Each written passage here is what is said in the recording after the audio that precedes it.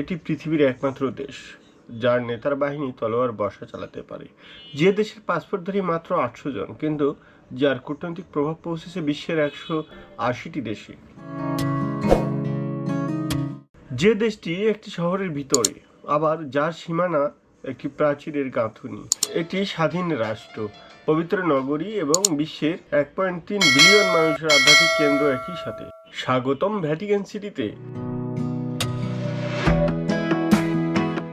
ইতিহাস, শক্তি এবং বিশ্বাসের এক অনন্য প্রতীক। রোমান সম্রাট নিরোর নির্যাতনে প্রেরিত সেন্ট পিটারের শাহাদত বরণ ও সমাধি এখানেই।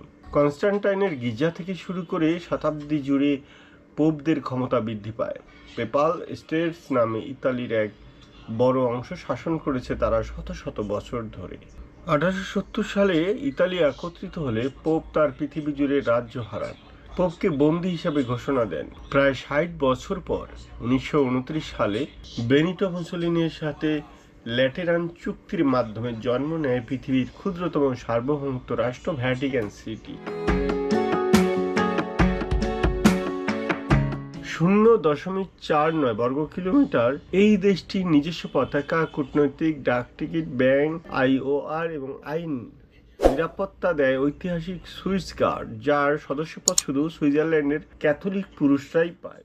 রাষ্ট্রপ্রধান হলেন পোপ, যিনি সারা জীবনের জন্য নির্বাচিত হন।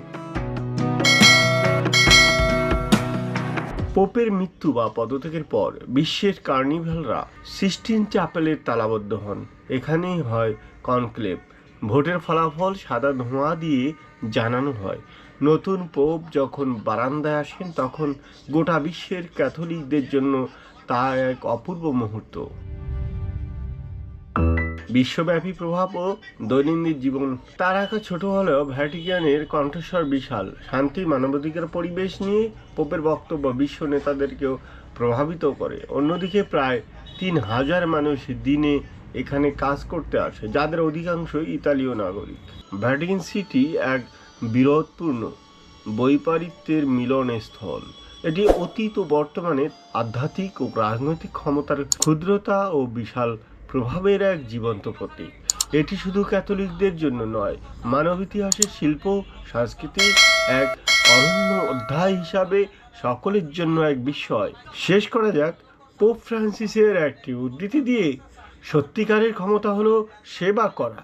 আর এই ছোট্ট দেশটি তার নিজস্ব উপায়ে গোটা বিশ্বের কাছে সেই বার্তাই বহন করে চলেছে।